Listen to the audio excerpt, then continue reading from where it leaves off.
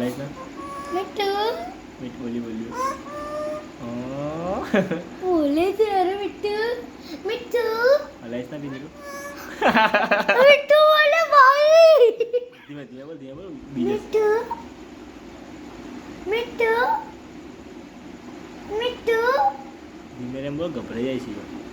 અરે કેટલે ધીમે બોલે મીઠું મીઠું મીઠું